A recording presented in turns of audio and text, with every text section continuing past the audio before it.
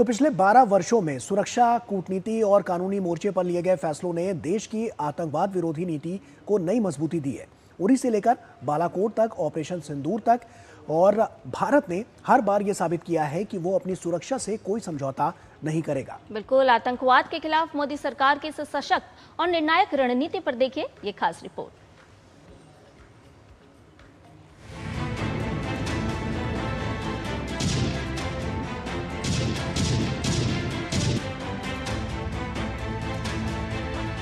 आज का भारत न केवल अपनी सीमाओं की रक्षा करना जानता है, बल्कि शांति की राह में रोड़ा बनने वाले दुश्मनों को उनके घर में घुसकर जवाब देना भी जानता है। पिछले 12 वर्षों में मोदी सरकार ने आतंकवाद के प्रति जीरो टॉलरेंस की नीति को केवल कागजों पर नहीं, बल्कि धरातल पर उतारा है। साल 2014 के बाद भारत की सैन्य रणनीति में एक बड़ा बदलाव आया। अतीत की रक्षात्मक और केवल प्रतिक्रिया देने वाली नीति को छोड़कर आज का भारत हमलों का इंतजार नहीं करता, बल्कि खतरों को जड़ से खत्म करता है। भारत के इस नए संकल्प की पहली बड़ी बानगी साल 2016 में देखने को मिली, जब आतंकवादियों के उड़ी हमले के जवाब में भारतीय सेना के जांबाजों ने नियंत्रण रेखा के पार जाकर आतंकियों के लॉन्च पैड्स को मिट्टी में मिला दिया।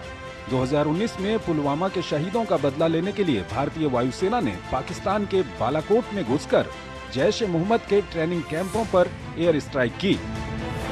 मोदी सरकार के इन दो कदमों ने भारत के दुश्मनों को साफ संदेश दिया है कि राष्ट्र की संप्रभुता और उसके नागरिकों की सुरक्षा मोदी सरकार के लिए पहली प्राथमिकता है।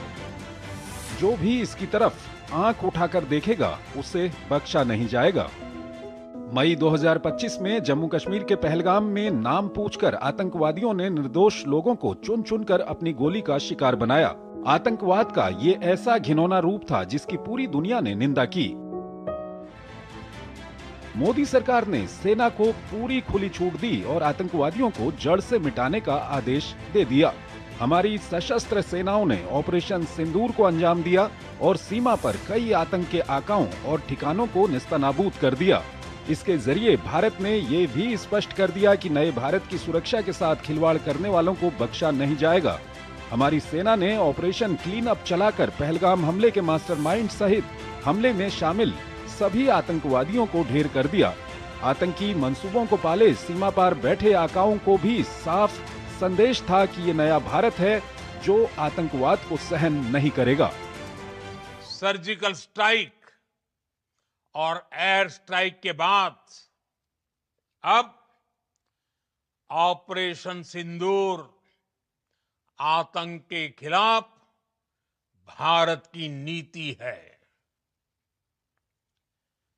ऑपरेशन सिंदूर ने आतंक के खिलाफ लड़ाई में एक नई लकीर खींच दी है, एक नया पैमाना, न्यू नॉर्मल तय कर दिया है।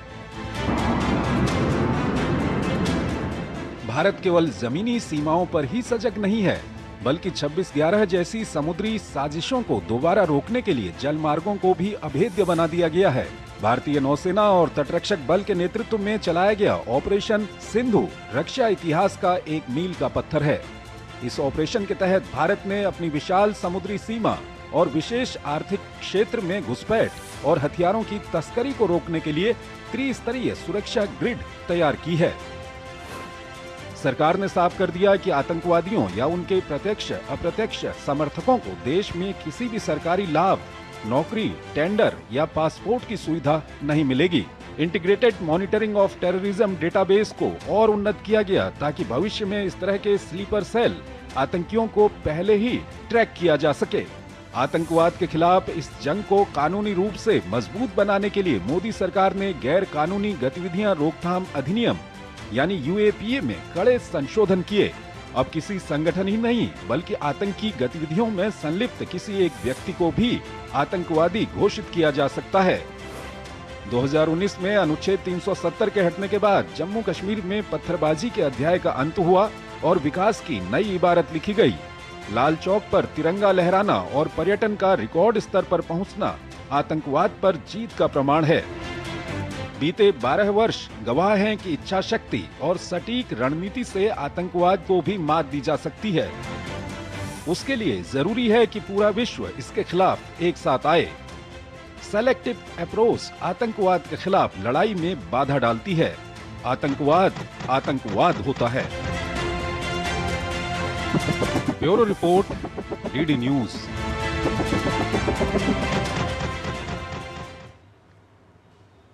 और वक्त यहां पर हो गया एक छोटे से ब्रेक का।